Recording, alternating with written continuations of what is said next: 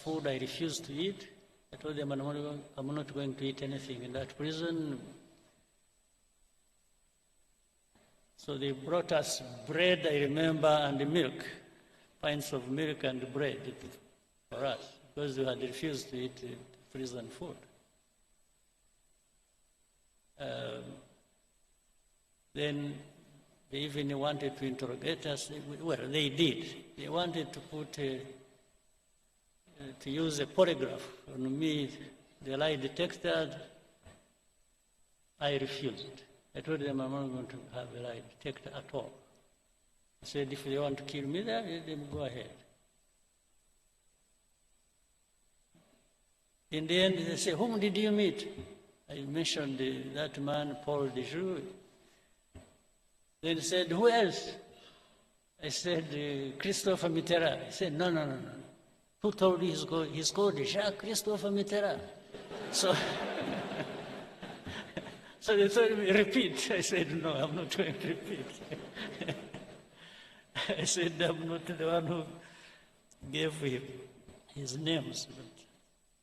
So anyway, in the end, in the night around 8 o'clock, they released us, and that night I left. I drove from Paris to Brussels, where I was to take a plane the next day and come back home.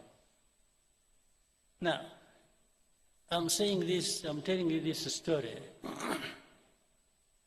The fact that somebody actually implied that something was going to happen to our people, meaning even if you take Kigali, you will not find your people there. You will not find them alive.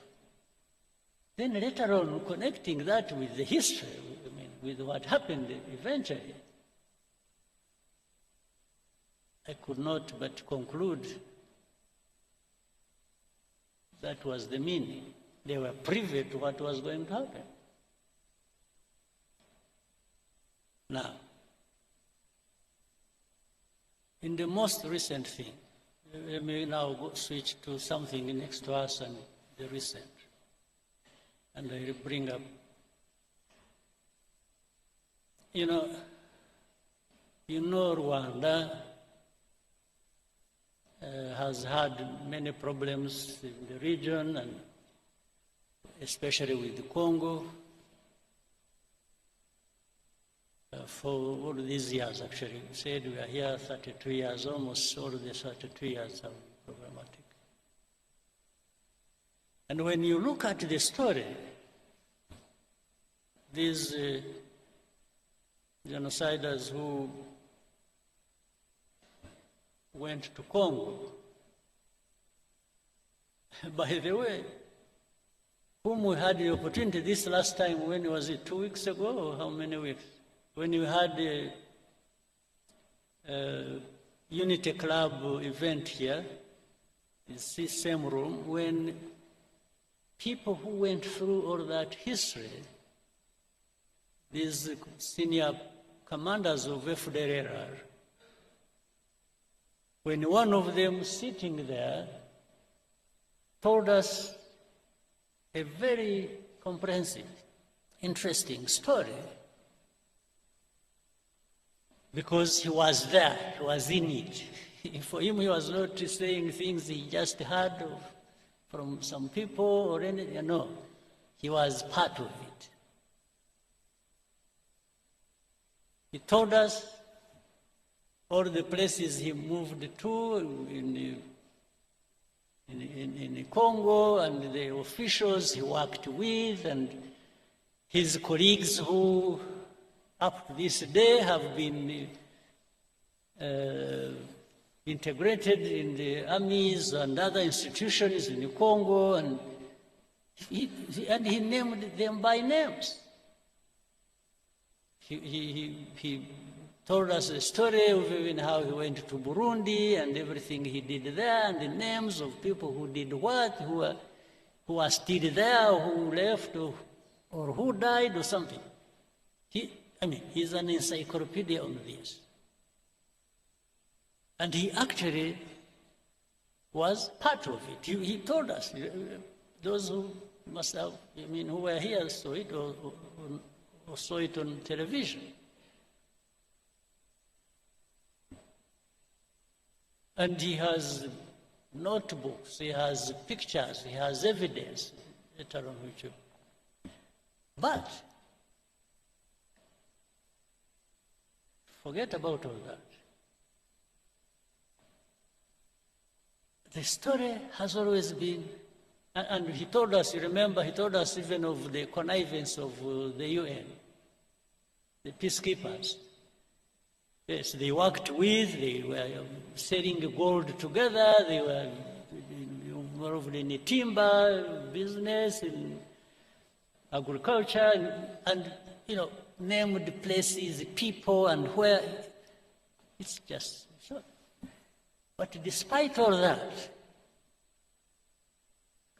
up to this day, you will hear people say, FDR don't exist. The UN, there's something, there are some experts,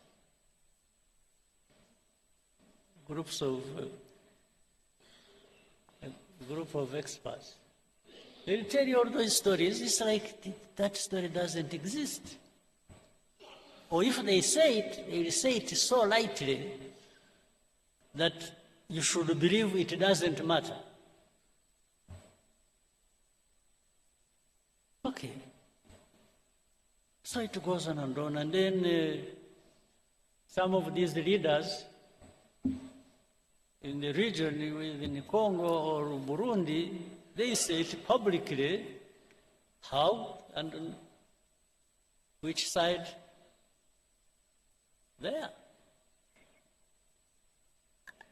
And their intention, and even what they have said on camera, somebody will want to convince you, no, it's not him. It's not them. It's some advisors. No, but he said it. Whether it is an advisor who wrote it on a piece of paper and the president read it, it is no longer advisor, it is the man who read the thing. So they will keep you telling you this. So now, not even for a bit, I don't believe, ordinarily, I don't believe in conspiracy theories. I really don't. But when you have people, who are there asking the same questions, pretending it's saying the same things, and even when you explain, they come back to you and tell you what they told you last time, meaning they want you to believe what they are telling you, or what they want, not the facts you are presenting to them. So it's really like saying, better change your mind and start seeing it like I see it. Anyway, all this has resulted into what we have now. And I also want to remind you, and then I've said it again, I hope you have had time to cross-check the story, the truth about it. This conflict we have in Eastern Congo did not start from and was not started by Rwanda at all. But somehow the plan, I think, before was to make it a problem of Rwanda or for Rwanda. Again, to tie into the story, connecting the whole story of where everything that has happened is not anybody else, it is Rwanda that caused it, or that must carry the responsibility.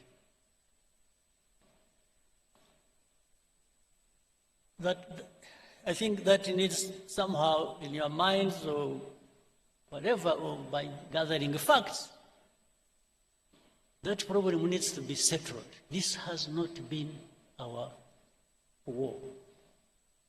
We didn't cause it, and it did not originate from here by any means.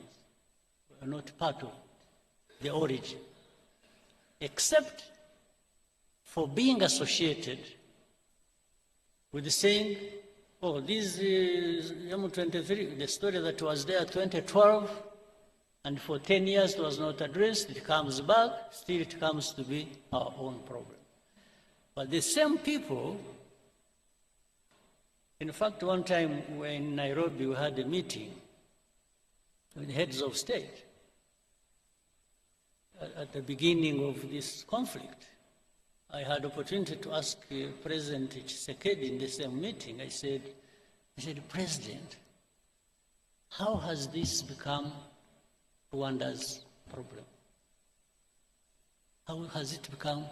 This is not anything started by us or didn't come from Rwanda. Why? He just hesitated, and I told him, I asked him, I said, do you know, are you aware of the fact that actually that whole rural areas, those areas around, have more or less been taken over by FDLR, and they even man roadblocks and collect taxes? He hesitated and said, yeah, he has heard about it. This was his answer to me. He said, so what do you think FDLR is there doing? And why do you allow them to be there? And we have asked you to work with you to address that problem together. You have refused. Now, before that was over, another president offered an explanation and where those people originated from when they went to fight in Eastern Congo, saying it came from started from his country. So, and every time I brought up this issue with the people, I said, why did you make this Rwanda's problem? It is not Rwanda's problem, it is the problem of Congo and their own people, and it only becomes our problem when it comes to FDLR that must be sorted out. One way or the other, either you sort it out, you Congolese, or the UN that is employed there, and there are thousands, you address that problem and stop them from invading our country, or we will sort it out ourselves.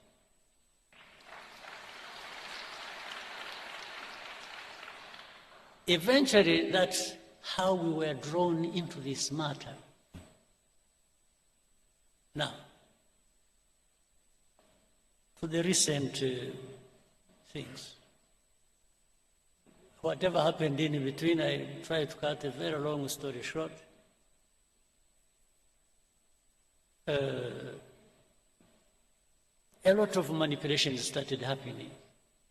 They would call us one day in one capital, they would call us to Rwanda, we go there, we discuss things and raise the things the way we thought should be addressed.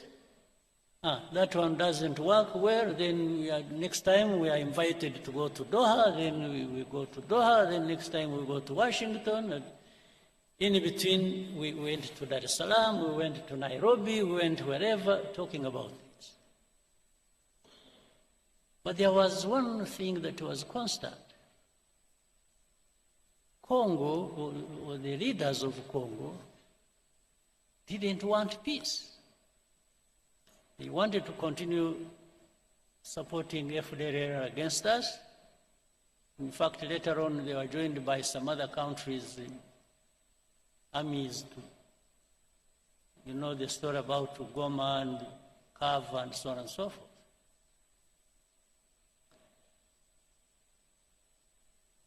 So,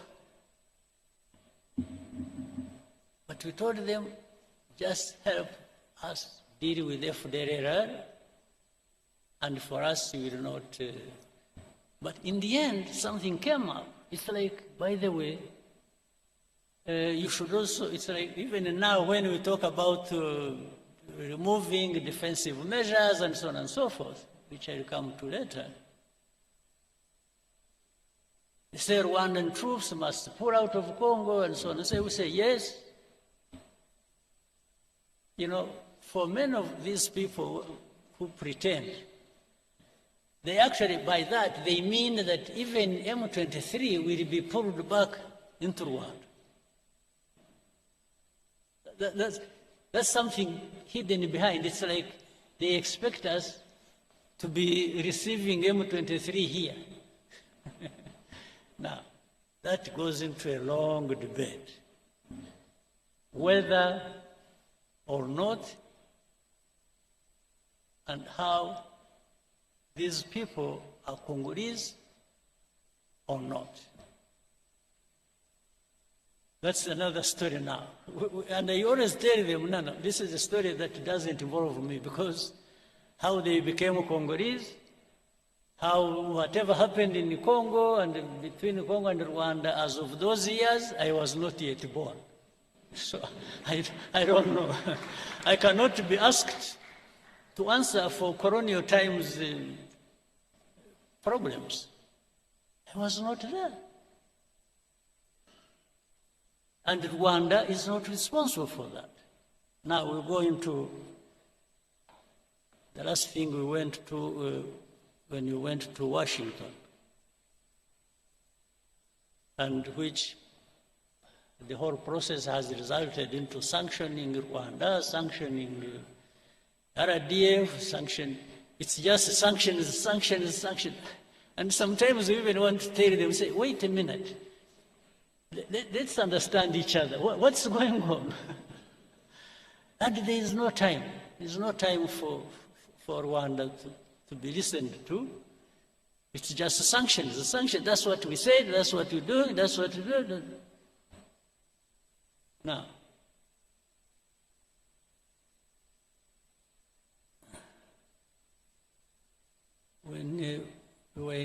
before we went to DRC, to DC, Washington, DC, on 4th of December to sign an agreement.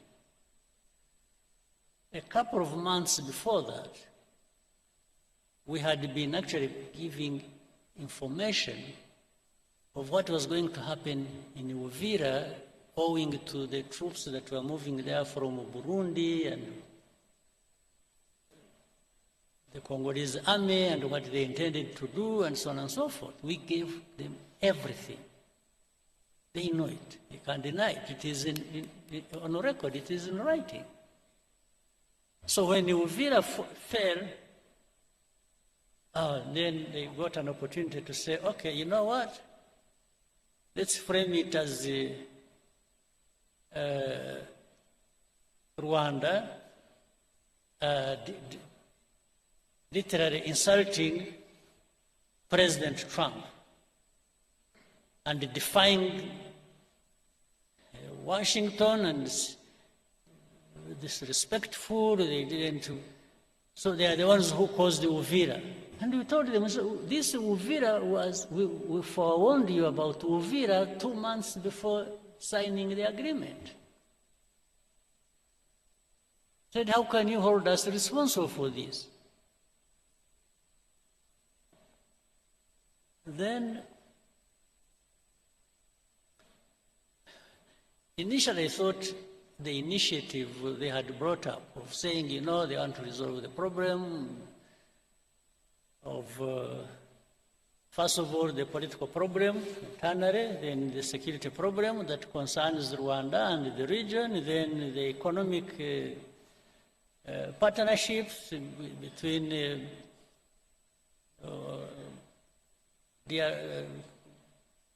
US, DRC, Rwanda, and the region. I said, you know, I thought this was a wonderful thing. We really embraced it. We said, oh, this is something. But little did we know, we had actually been just set up. for something else. Because in the middle of it, there came a story. It is, you know what you want to achieve is no M23, no FDLR, and we just walk to the mines and that's it. But we told them in our discussions, we kept telling the people, we said, fine, but you will do whatever you want to do. But how do you just expect these people fighting for their own rights, these Congolese, the FCM 23 and others, for them they are on the ground fighting, the others are fighting politically all over the place, as you have seen, including the religious leaders and so on and so forth. I said, how do you just all of a sudden think you will wish away all of this without actually addressing some of the root causes? They said, no, because we can't. Oh, then the mercenaries came in. These are the second round of mercenaries. You know, there are first mercenaries who even came through here and were transported back. Other mercenaries came in the background, and they were the ones, somehow they converge with the policy on the region and on resolving this problem. They are the ones dictating, and I think these are the ones who are supposed to finish. But this, while the initial thing was to finish FDLR and finish M23, this time it has become finishing M23, not FDLR. FDLR because they are working with the same people and working with the government of Congo. Now, all these facts, they are known. But the complication of this, the world politics and the geopolitics, is that there are people who think they just dictate what the truth should be and what should happen, and for the rest you just shut up. That's what is going on. Today, what is going on is if you raise an argument, you say, oh, you know what, I'm going to sanction you. that is the argument. Now, something I shouldn't forget, I said I was going to, because of the story I brought up earlier. In the recent weeks and months, we have heard of the story of the killings and the fighting that has been going on in a place called Minembwe, around the Minembwe area. This is a place home to some Banyamulenge or some other.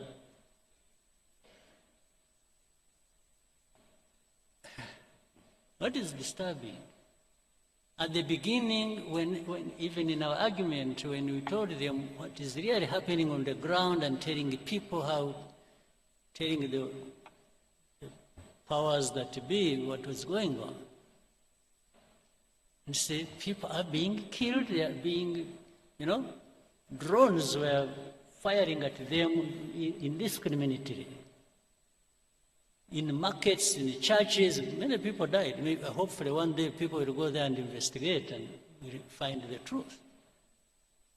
But what was disturbing was that in that same conversation and argument, somebody says, don't bring up that issue, it's none of your business. So which for me looks like, it's like the story of Paul de Joux. It's like that those people being killed for their identity and anything is none of your business. Meaning, shut up, we are going to kill them anyway. I mean, I'm just calling a spade a spade. It's like, shut up, it's none of your business. They didn't even say, are you sure they're being killed? Or are you creating a story or what? No, it's like, that's none of your concern. But if it is not my concern, maybe it should be yours. So why are you not concerned? And things keep getting worse and out of control every time. So where we are now, we just told, remove your defensive measures. Whether we are associated with and helping FDLR, with the Congolese army and the government to do whatever they want, and then in exchange you have whatever you want, just shut up. So this is what we are being told. But making people shut up, just shut up, I think it's going to be probably more difficult than people think.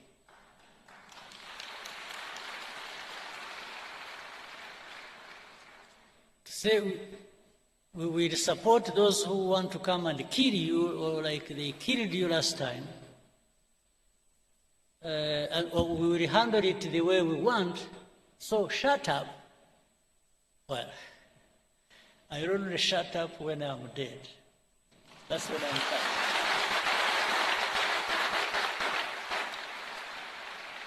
Absolutely. That is the only way to make me shut up. That's it. For the belittling everything and making it look like some people's lives are just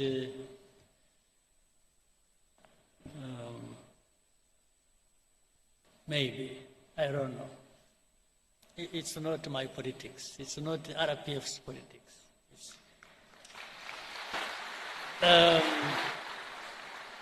We're a small country, very insignificant in many ways. You can do much harm to us, granted, but boy, wishing us away is not a big thing, it's not a small thing. Wishing us away just to say disappear. They were saying they make disappear FDLR, they make disappear M23. By extension, they were saying even you, Rwanda, will make you disappear. Well, I can't invite it. I can't wish to have such a thing. But when it comes, when I have not been able to avoid it, I think they'll find it. I only wish you people, you people, I'm not worried about myself. I just worry about you if you just go home and sleep and think you'll find everything on the table for you without having to invest in it.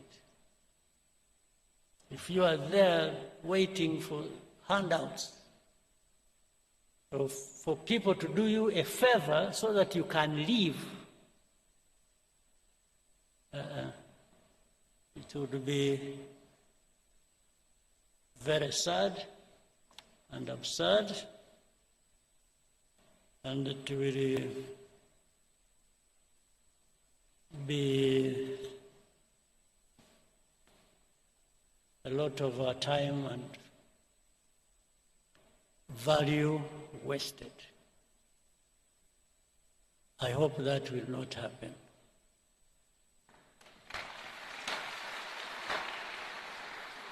And for that, I wish everybody well and a very good meeting, and